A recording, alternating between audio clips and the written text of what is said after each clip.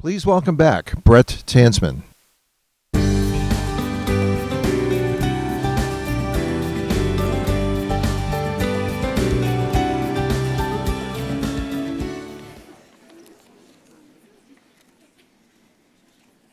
Wow, Laura, that was so powerful.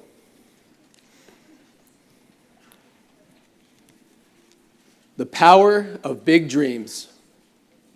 I am standing here today because of big dreams. Rabbi Herbert Friedman had a big dream when he founded the National Young Leadership Cabinet in 1963. My great-grandparents chased a big dream to come to the United States of America from Yaroslav and Salonika. Today is about the power of a dream, some good fortune, survival, and a commitment to Jewish causes that helped to create the community we live in today. My family's big dream began in 1898.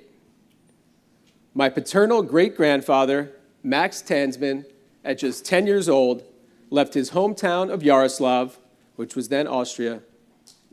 He left everything he knew to come to the United States in search of a better life. How many of us can imagine our 10-year-old kids leaving home to chase a dream in a new land far away? Max's dream led him to a 1 square mile town in central New Jersey known as Highland Park. Bella Parente, for whom I am named, and Eli Benzilio, my maternal great-grandparents, grew up in the bustling port city of Salonika. They left everything they knew in 1913 to come to the United States. In Salonika, which is today Greece, just a generation later, about 95% of the Jewish community was killed in the death camps. That could have easily been Eli and Bella. This leap of faith was a common experience of many immigrant families. Had the stars of Max, Eli, and Bella not aligned, I would not be here speaking to you today. I would not be able to share my dream. When they got here, their dream was to build a Jewish community. Bella and Eli helped build a Sephardic shul in Highland Park, while Max and his wife Rose were one of the first Jewish families to settle in town. They had my grandpa in 1922. Next July would have been the 100th birthday of my grandpa, Herb Tanzman. He was one of Max Tanzman's 3 children. He is my hero. He took his father's dreams and made them a reality. He informs my leadership journey every day. My grandpa, for whom our oldest daughter, Hannah, is named, embraced being an American and an American Jew. He had a tremendous amount of good fortune and perseverance. In the wake of Pearl Harbor, my grandpa enlisted in the Navy Air Corps and served in the Pacific Theater.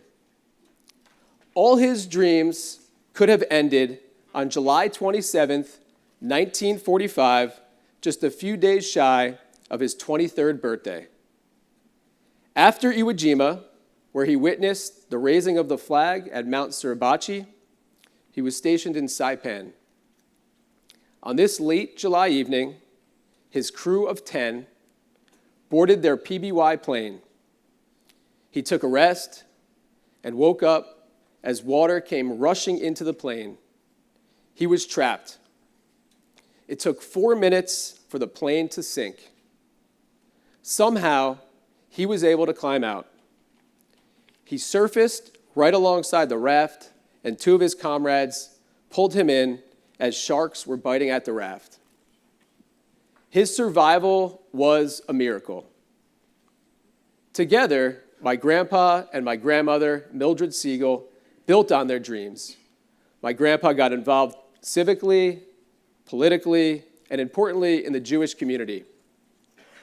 He would ultimately become mayor of his hometown.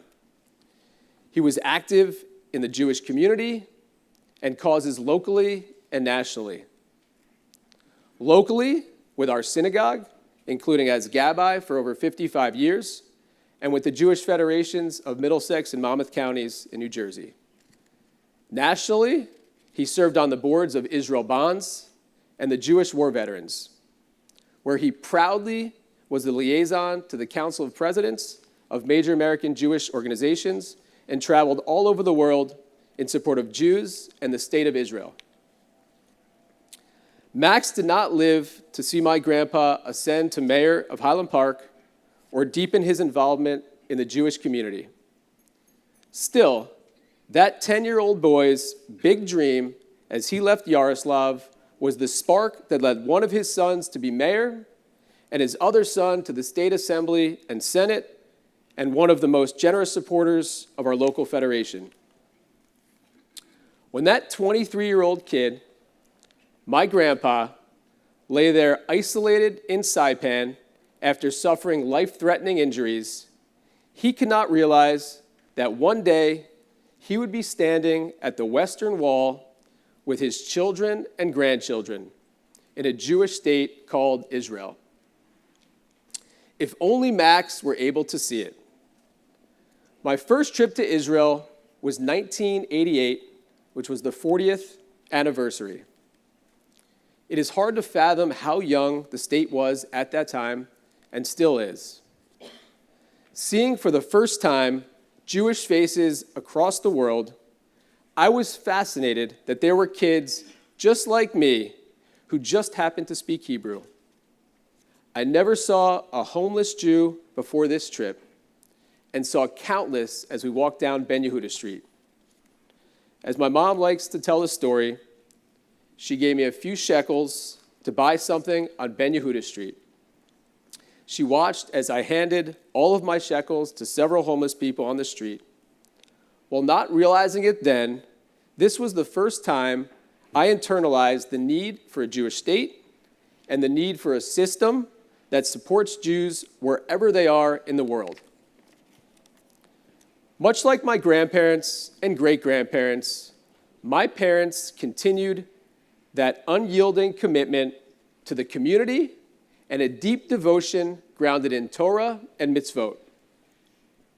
In addition to continuing the tradition of engagement in public affairs, my father served as our local federation's president, as well as president of our shul.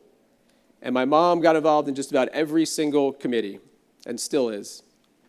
My parents showed my sister and me why federation and community matter.